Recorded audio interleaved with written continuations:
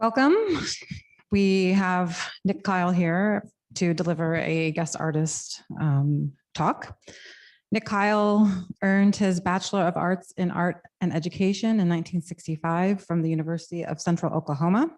He earned his Master of Arts in Painting and Design in 1972 from Purdue University. He retired in 2008 after 43 years teaching art. His most recent position was Associate Professor of Art and Chair of the Art Department at Missouri Southern State University, teaching art theory, beginning and advanced painting and art appreciation. He has mounted 35 solo exhibitions and over 60 group exhibitions. His work has been exhibited in Oklahoma, Texas, Indiana, Missouri, Louisiana, Arizona, California, Illinois, and Sweden. His work is in numerous private collections. He has served as juror for numerous state and regional art exhibitions in Oklahoma, Kansas, and Missouri. We are pleased to welcome Nick Kyle and so grateful for his solo exhibition. Welcome.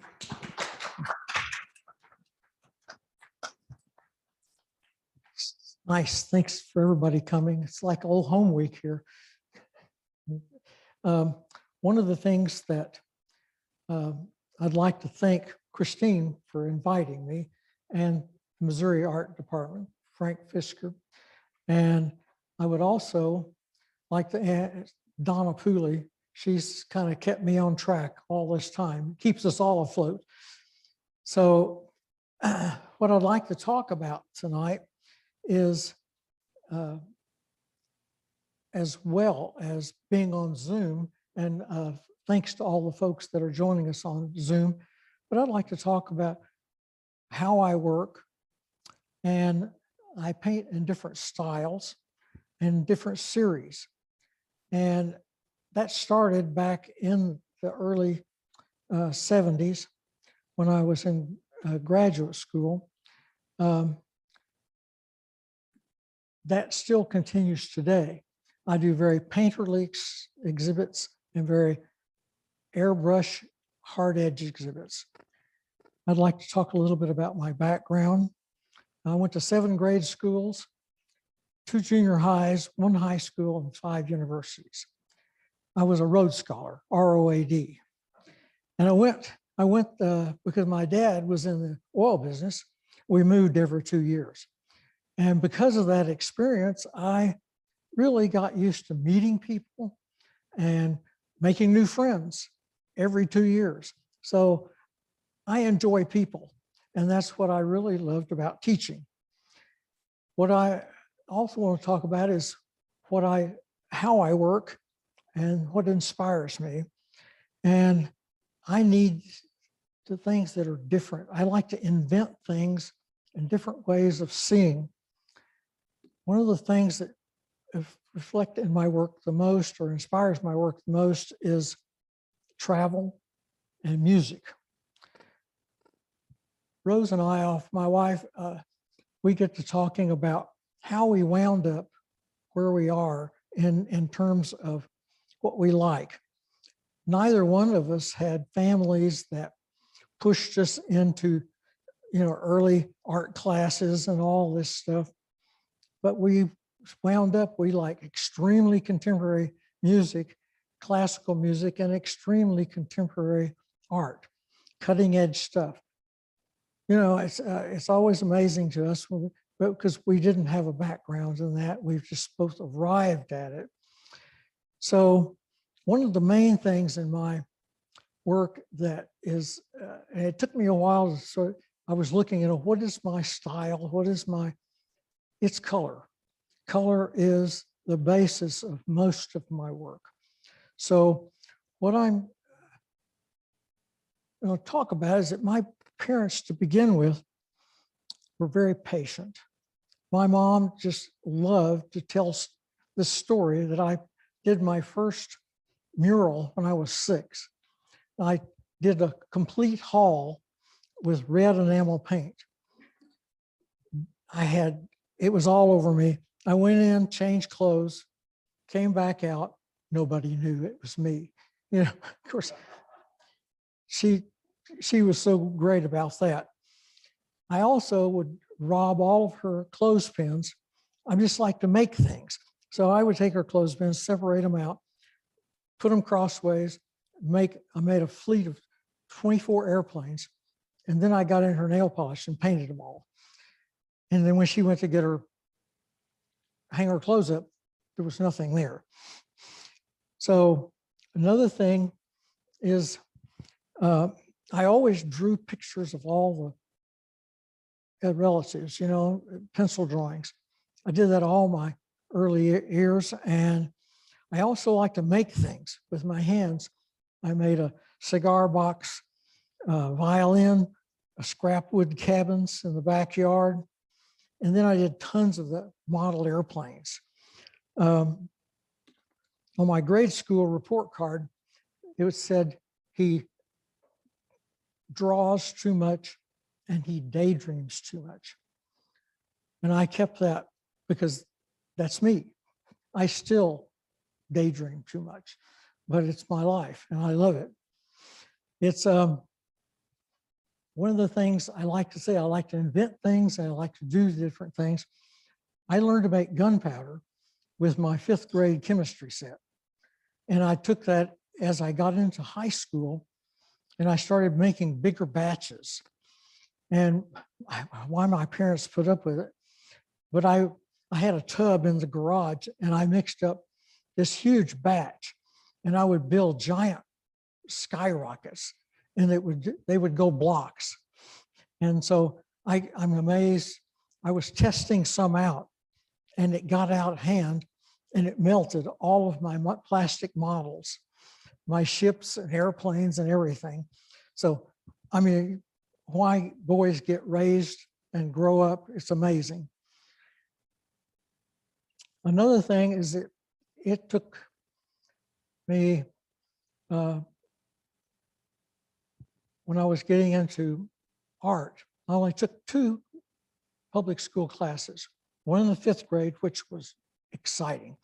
The other was when I took in my senior year. When I got into high school, my high school counselor told me, don't major in art. You'll starve to death. You're going to be a design engineer. Well, I took chemistry, I took physics, I took calculus, I took all that stuff. And when I graduated, I said, I don't want to do this every day. I don't want to do this anymore. So I went back, tried to be practical, and I took 4 semesters of advertising and business management. Then I said, I just can't handle this anymore. Gave up, took straight art for 3 semesters. And so I majored in art, and I had one of my professors come up and say, you're really good at talking and relating to people. Have you thought about teaching? Not that, I don't want to do that. So I went back, took my 5th year, and got my art education degree. Well, then I graduated, went and did 2 years of teaching from Oklahoma. I came over to Joplin South Junior High School and taught there 2 years. And then I got drafted. And I thought, I'm 26. I don't want to live in a foxhole. So I joined the Navy. And so worked out wonderful. I spent 2.5 years on a ship, an aircraft carrier. Got a lot of traveling in. Then they sent me to 2.5 years at Purdue University at the Navy ROTC unit. So they picked my graduate school. I taught Navy senior midshipman management. And so it was a win-win for me because I finished my graduate degree while I was there. So while I was there, I had intensive studies in color, and that was one of the things I just fell in love with. I also fell in love with Gene Davis, Morris Louis, Rothko, Joseph Albers, and Agnes Martin. My paintings became sculptures, and my sculptures became paintings. And when I did my graduate work, I had 100 paintings. And with that 100 paintings, they were all, I had paintings that stood this high off the floor. It was fun. I just had a grand time. Then I went back and started teaching again. So it's, I went back in Oklahoma and started teaching again, and I taught adjunct at night. I would teach during the day. I was the department chair, and then I would teach 2 nights a week at the local, as adjunct at the local college. Then I would go teach at the art center on the weekends. So when Rose and I got married, she was in advertising, and so I did all her airbrush designs and illustrations. Pretty exciting. We did metal building roof designs, and it was fun. It was a different thing. It was precise. I also did illustrations for ads. So from there, I got into graphic computers. And then when Jim asked me to come join the faculty here at Missouri Southern, one of the things that I did was to set up their first large computer lab and teach the classes. I also was able to fix the computers, which was a big event. So I did all that. And then during the early 80s, when I got started back, the show that we have over here in the gallery is made up of about 4 series. Some of the series were started back in the 80s, and they're still going on today. I have this love of working in those particular genre of thinking. So one of the first ones is the Totem series. These were all airbrush, hard edge, and I did probably about 50 of these. Now, these are about 4 by 5. This particular one is in the State Art Collection of Oklahoma. And these are delightful to do. They're very spatial and then I got into, and these things go on simultaneously. I do 3D work, and this section I'm going to show you now is some of my 3D work. And it is, these gold balls, it's a little bit about illusion and pattern and taking everyday things and making them work up different patterns. These balls are wood, and I would hand rub them with gold paint so they look almost like metallic. I would like to build boxes and to put in these boxes found objects and made objects.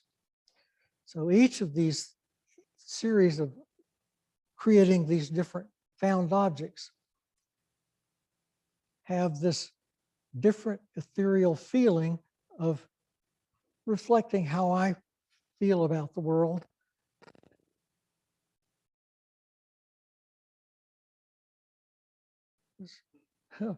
A gold banana for Jean Harlow, right? Another thing I like is taking everyday objects, like these are horseshoe nails, and then concrete nails. The first ones I used was concrete nails, creating patterns. This was a series that I call the barrier series.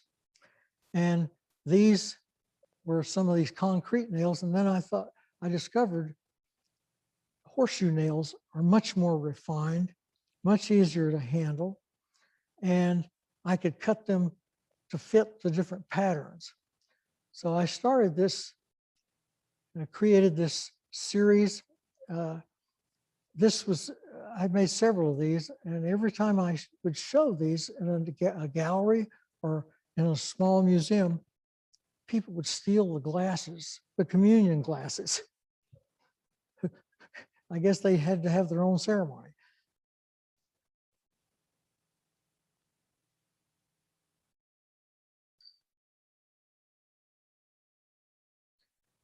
Again, this is a 5-pack, and it has to do, these were the tops off of cyclone fence posts.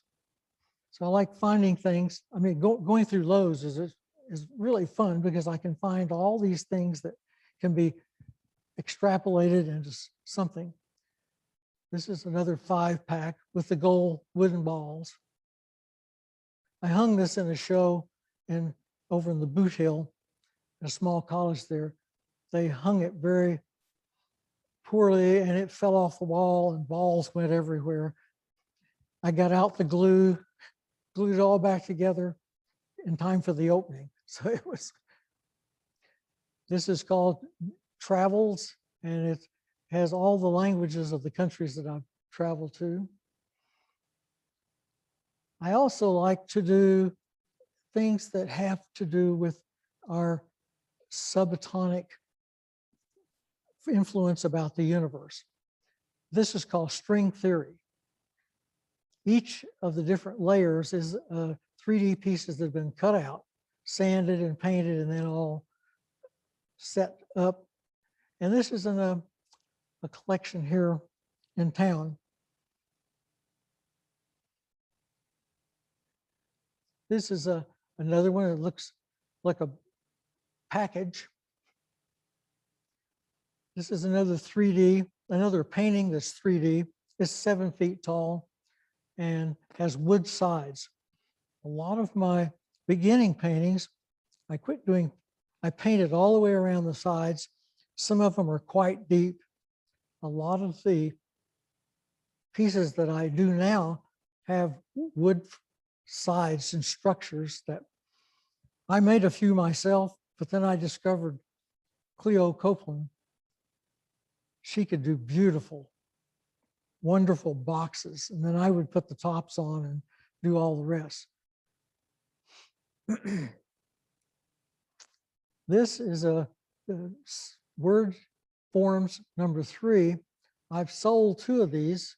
One's in North Carolina, and the other one is in Oklahoma. This, I write essays, then I would print the essays out in reverse type. And then I would cut it in strips and then wrap them into a ball. So the essay becomes a form. Really fun to do. I enjoyed those a lot. Back when I lived in Oklahoma, Rose and I would travel to the Santa Fe area quite a bit. And every time I would go over there, the sky and the colors just drenched me with this idea, I got to get this down. And so I started doing these landscapes, and they actually started out as being sort of like landscape. I even had a little bit of mountains there at the top, if you can see. Right along in there, there's a little skyline. So from there, I got really simple. And this is from the Flint Hills in Kansas, when they would burn the prairie, and you get that intense quality. And I just reduced it down to the simplest form where color makes it work. I've done, these are 7 feet tall. I've probably sold about 8 of these. And Elliot Dennison has one of them just like this. And these are, again, from Flint Hills, and they're 3D. They wrap a painting all the way around. Then we went to Costa Rica at the Osa Peninsula, and the colors there just drove me crazy. And so when I came back, bringing that onto the canvas was the subtle gradations of the pastels, of the water.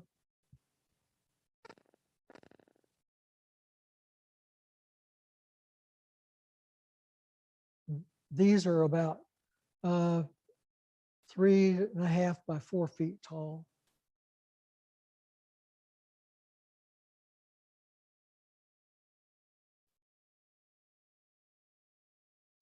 When I travel, I take hundreds of photographs, and then I'll come back and play with them in the computer.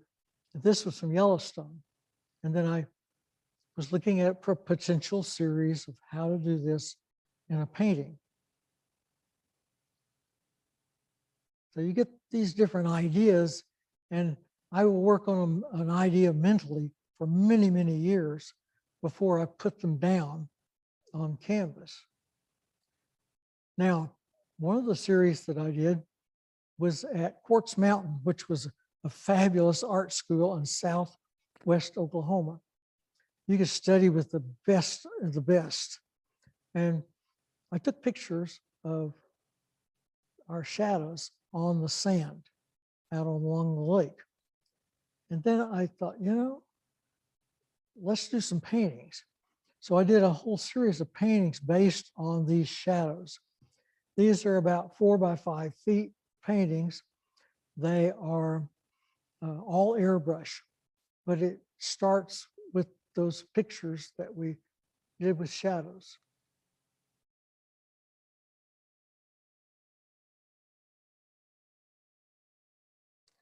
This series started back in the 80s, and it's still going on today. But you can see I take transitions as I go through. Then I decided to do the same thing in paint. Take the paint, create the same imagery into a different media.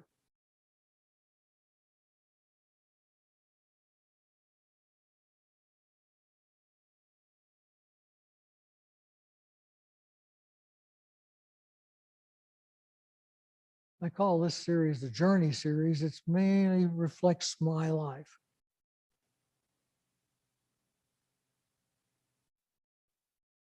This is the painterly part of my series.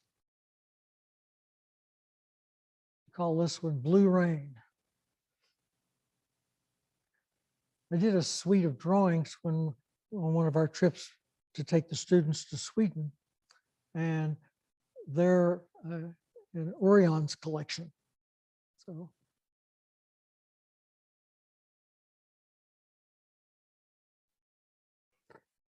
this is a series that I started in my garage studio when Rose and I first got married. This one is in the show, and some of these are in the show, but this series is still going today. This is one of the first ones. A lot of these, Elliot Dennison has one. They're like 6 feet tall. And there's another bigger than that in Oklahoma. These are based on music and rhythm. And there's probably 20 layers of paint, and the colors translude through each other in this translucency. So you can see the rhythm. And I started this way of working back when I was at Purdue. I was starting in the studio painting to really heavy rock and roll, Jimi Hendrix, Santana. And then as I progressed toward the end of the session, I would move into something like Bach or easy to jazz, where your decisions need to be more clear and subtle. So it was my way of working, and I still work that way today. This is another of that same.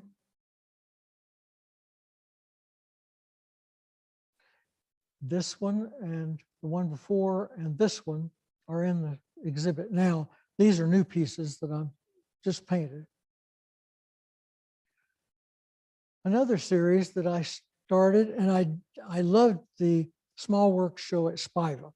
It's a great place to experiment and do fun things.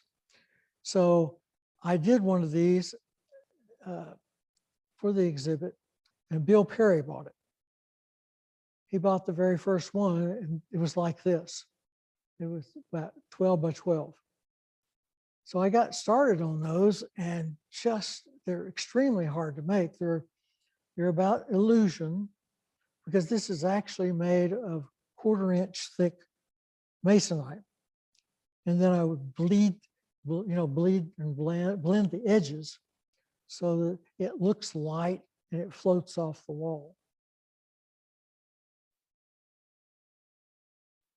that has a box behind it, and the ball sits inside that box. But they're very time consuming to make. I did a series of about 6 of the 30 by 30. And then I did a series of 4 for a dealer over in St. Louis. And he put them in the Nestle Purina art collection. So that was quite a thrill and helped my bank account.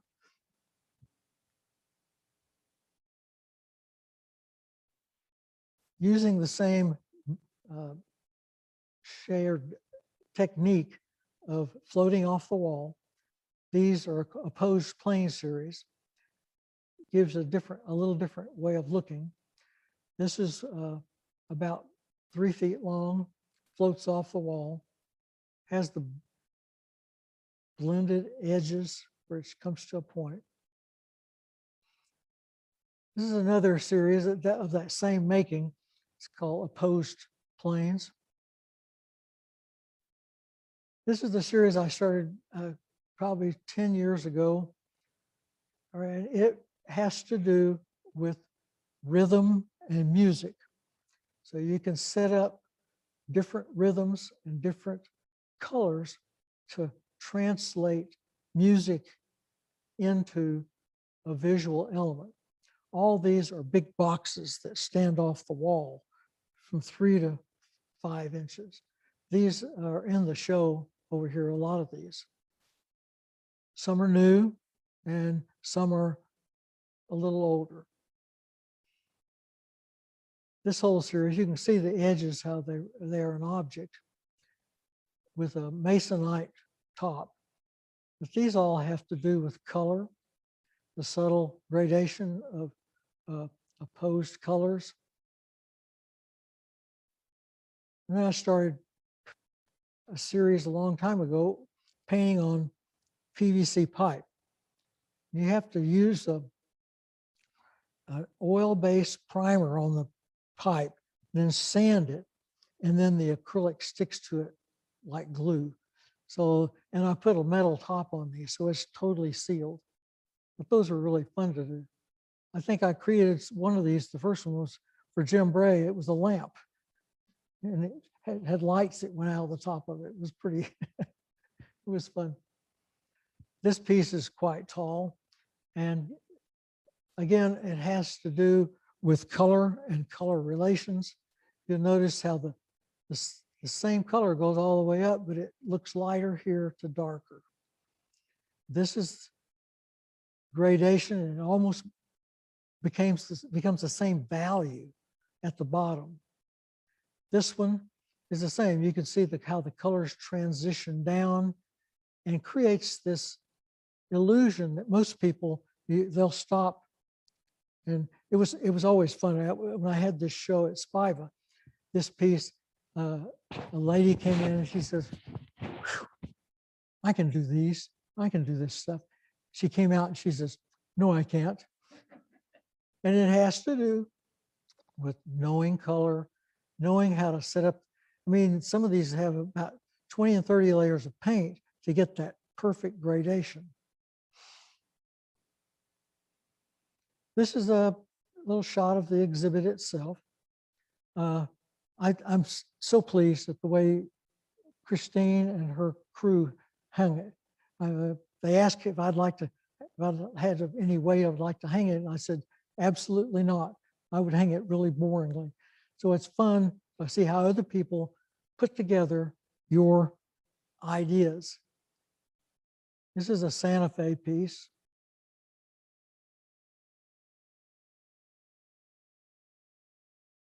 This is a piece Rose and I were very fortunate to house sit in Santa Fe in an artist's house. And it lived up on the hill above Santa Fe. He was an artist and he had traveled to Europe, so we got to stay in his house for 2 weeks. And it was absolutely fun. This piece is one that I did there. These are all separate little pieces. I did all of these on a very slick paper separated them all out and reassembled them into these collages, and then floated them in these frames.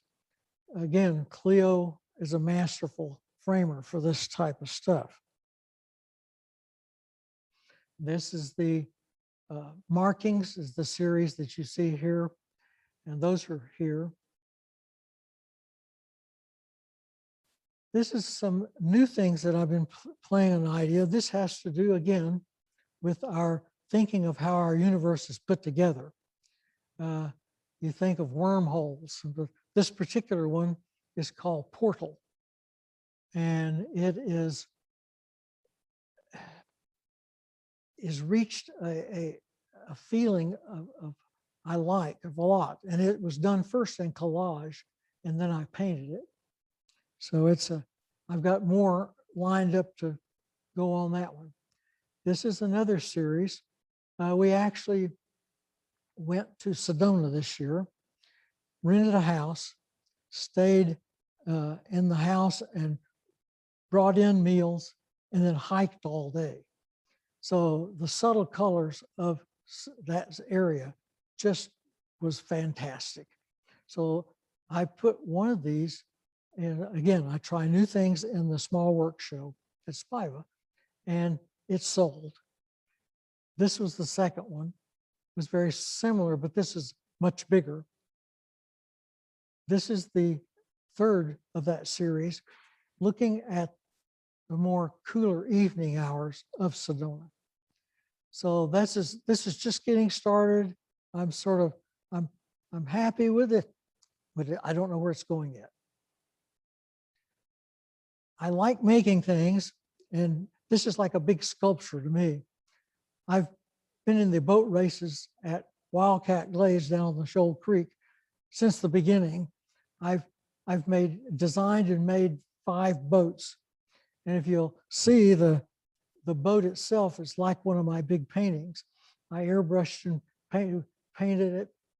And I raced in about 3 races, won a few, then I decided younger arms prevail. So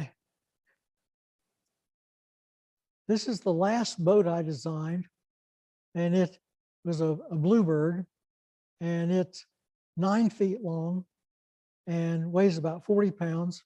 These things last about 3 years. They're amazing. So I designed it to, it's broken up into different compartments all the way throughout. So if it gets a hole poked in it, like the Titanic, it was supposed to not sink, but it actually works. The first boat I built, I learned a lot. It was super fast. I got about almost to the finish line and it started sinking, but I was over there first, but I was straddle the boat going across the finish line. But they're delightful fun to do. If you ever get a chance, it's something you need to do. A lot of people ask me what it is that, who do I like? Who am I influenced by or inspired by? Fritz Scholder he's one that I enjoy his work a lot. I got a chance to work with him when I was in Santa Fe and in Oklahoma City.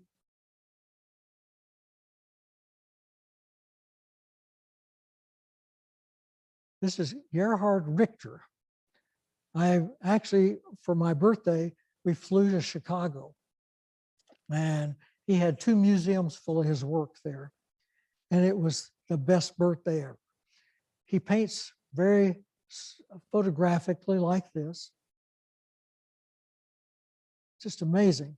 But then he does these 12 feet by 16 foot abstracts. He's my hero.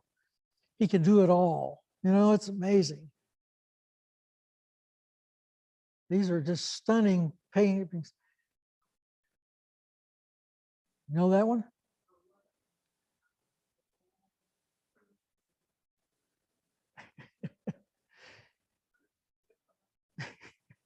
With the boxes, you got them.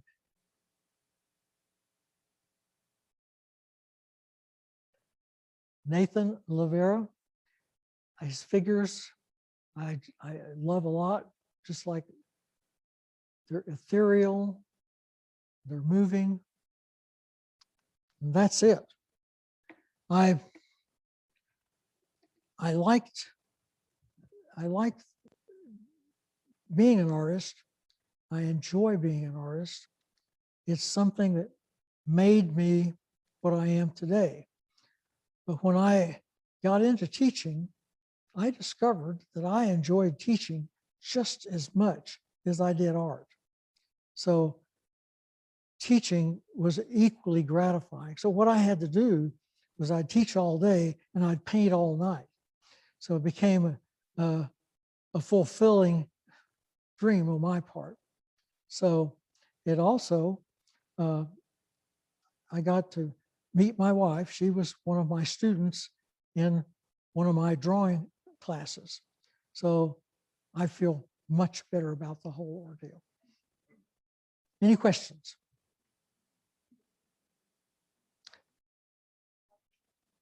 Any questions? You talked a lot about how your art, how you started that early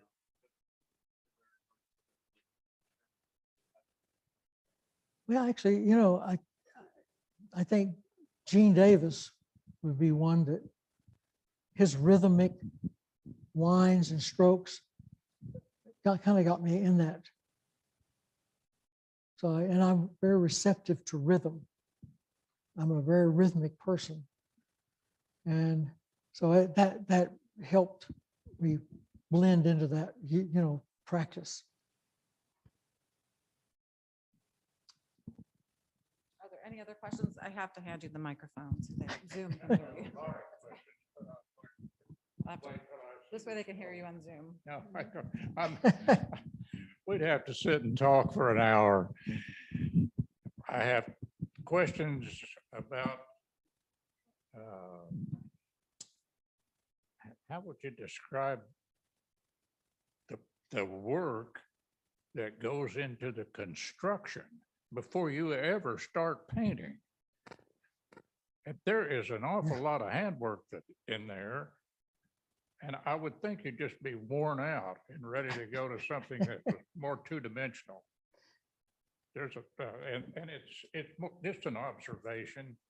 I know you love to do the building too, but Yeah, I've always liked to make stuff. And so working with my hands gave me that opportunity to do both, especially in the 3D stuff and that floating series that floats off the wall, the altered planes. well, they're beautiful. They're just beautiful to see that kind of control. And a sort of subliminal approach to life. Yeah, thank you. Any other questions? I have 100 questions too, but you said you made gunpowder? Made what? You made gunpowder, was that right? Okay. Yeah. Have you ever painted with gunpowder or? No, but I've seen the artist that has done that. Yeah, It's pretty stunning stuff. it's amazing to watch. So I wondered if you'd ever made that leap. I guess I could have cut the wall out of my basement because it was certainly charred. Yeah. Yeah, I found out how to do that in the encyclopedia before Google. No telling what you can find these days. Oh, encyclopedias were Google before Google was Google. So. That's right. You had Cornell as one of your, Joseph Cornell. At Yep. what point did you discover him? Actually, I discovered him after I started doing my boxes. And I went to a museum in Houston. Mhm. They have a huge collection of his things.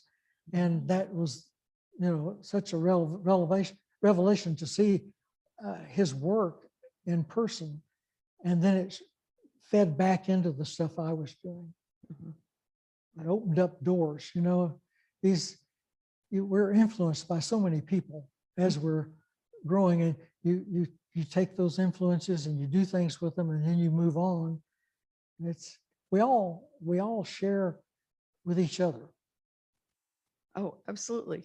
I've been the beneficiary of a lot of sharing from people in this room. So Cornell was somebody that I ended up doing like my paper and everything on it when I was in grad school. And I had done a piece that I got really knocked down for by somebody who was teaching sculpture at that school because she thought I had weird edges on things. But I had that idea of, I used old print boxes Right. and tied 3 of them together, put them on hinges so they would fold like a book. And my trip to Sweden was the theme of that and observations I had made.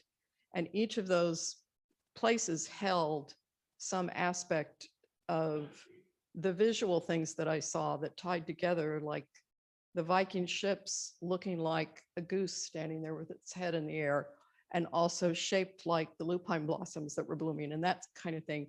And that was what led me to Cornell, was working on that. And that's why I was wondering how that worked, what direction that went for you. And It just, really, to me, when I saw it, I had been dealing with personal objects to begin with, and photographs and self-portraits. mhm, But then when I saw what he was using and how he put those together, all these little found objects, was just delightful and revealing of his personality. mhm. It was great. That's just fun to see that he was one of your influences. Yeah. So Nick, what determines the dimension and the size? Because you have such a variety of sizes to all of your artwork. A lot of times, a certain style, like the markings paintings, those, the big ones are the most fun to paint because it's more physical. And you can't really do the markings series. That's the repetitive series with the rhythm. You can't do those on a very small basis. They just don't work because it doesn't allow that physical momentum to flow through. And so, yeah, that's part of it, is what you're doing. The landscapes, the bigger the better. But I made a decision some years ago. I did a show. I mean, I had to rent a truck because the paintings were so big.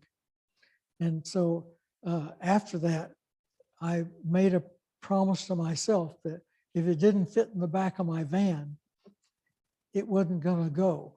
So, because I did a show all the way over in the little college on the Boot Hill and of Missouri, 6 hours over there. And I filled the back of the van up with my paintings, the 4x5 foot ones, and then they stacked up, and then boxes of the 3D things. And I slammed on the brakes once, and I thought we were all going to go as it all came forward. But I learned how to stack it in. But size is critical in putting it together and getting that impact. I have 2 of the large markings pieces that people bought, and they meditate in front of it. It becomes a complete field of vision, so that opens up a new world for them. And because of the layered depth and rhythm. So it's sort of fun to see what people do with your pieces. Nick, I have a question. This is kind of a little different one, but do you recall what you made that gunpowder out of? I do, exactly. It's a very simple. Mhm. It's 75% potassium nitrate, 15% charcoal, and 10% sulfur. Well, the reason why I asked, my best friend and I, when we were in grade school and high school, we used to make gunpowder. And I wondered if you made it the same way that we did. Yeah, you did. His father was a chemist, and so we did that. We got in quite a did? bit of trouble for doing that, but You didn't that- blow anything up, did you? no, well, was I can't lu- I was comment on lucky. that. I had very, very good parents that were very patient. Well, his mother wasn't quite as patient. Did you ever do any beeswax? Any what? Beeswax? No, I didn't. Well, the gunpowder thing makes me think about John Randolph at Phillips University painting with beeswax, and you mix it with his oils. And I inadvertently thought, well, I'll just try some of that. And you have to heat it with a hot plate. Sure. And I set the painting on fire, and I've done two others. Well, I did two others that semester that just burned to a crisp. And that's just little information for you in case you turn and go that way. Don't do it. So, but how was the finished product? Did you-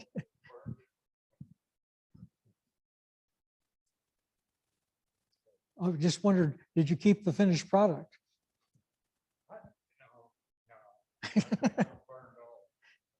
That aesthetic didn't live.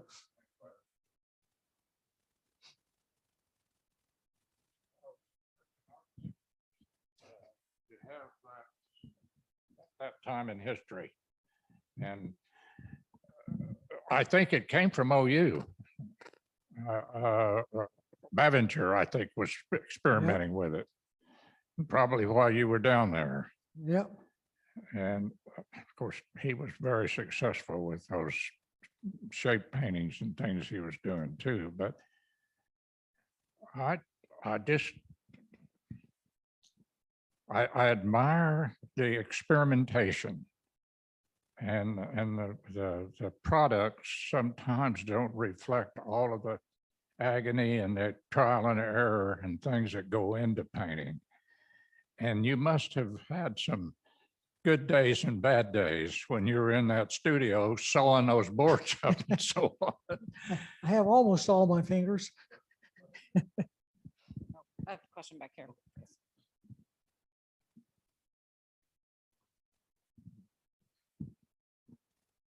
Hi, Nick. We met recently judging an art show as educators for Uh-huh. high school. And you talked about being an educator, and I'm also an educator. And I just wondered how much your students influenced your own work, or if you were ever influenced by the work that your students did, because you seem to be very passionate about that part of your career as well. One of the things that I made a practice of, I had a lot of people, teachers say, you know, I teach all day and I get home and I'm burned out. But a lot of times I discovered that the things that they were having the students do was like their own work. And so I tried to bring more out of my students and experiment with technique, but I never had them paint like I did, so that I was using up my energy solving their problems in that sense. I've found that teaching brought a lot into my work, not because I was influenced by their work, but I looked at their energy and the way they worked, and that sort of transferred into me.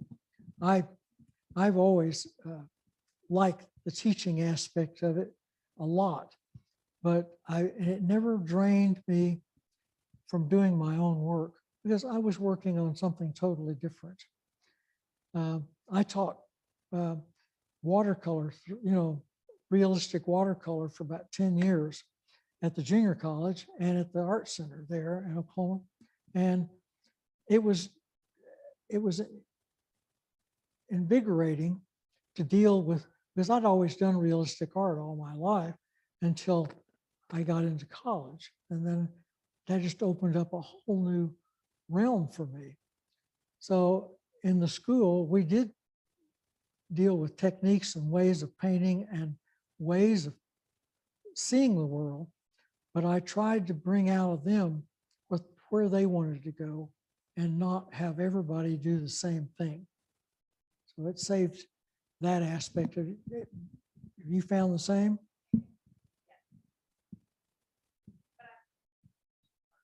Oh, it's wonderful. I did a whole series of visual tests where you look and unfold objects. I did it through a study at New York University, and then we published it. But I did it mainly to help teach my students to draw, so they could see an object and unfold that object and see all different sides of it. That gave them the ability to draw better.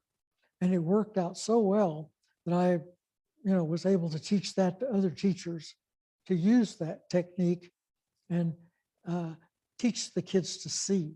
That's the bottom line as a teacher.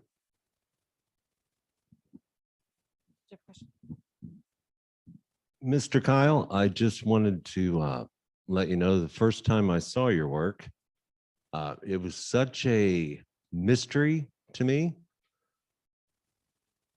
And I knew that I wanted to come hear you talk, and now I know a little bit about you, but you're just as much of a mystery, and I love that.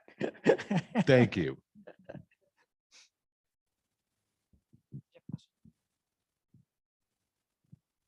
I got another question here.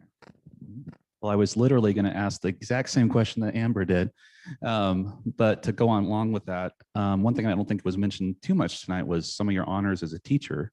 In particular, could you tell us about the Disney Teacher of the Year that you award, or a recognition that you received, and kind of what that experience was like?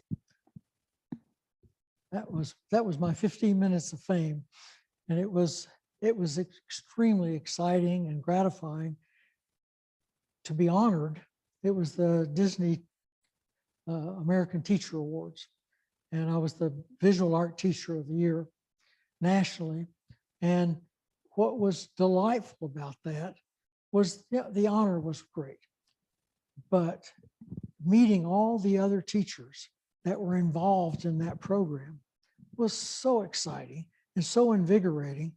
And all these people were, what we turned out, that most of the people that were good at what they did, they were risk takers, and they would try things all the time, and some win and some lose, but you were exploring and pushing the edges of your teaching through your students. And when you find things that work, then wow, that works. That's what you've got to do. So that was what I found most exciting about. And then the follow-up to that was, for 10 years, I came back. They would have us back either to California or Florida as an educational group to feed back into how we could improve education. So, I mean, it was a really exciting program, and it was fun, Any other questions? No? Okay, well, thank you very much. Oh, thank you.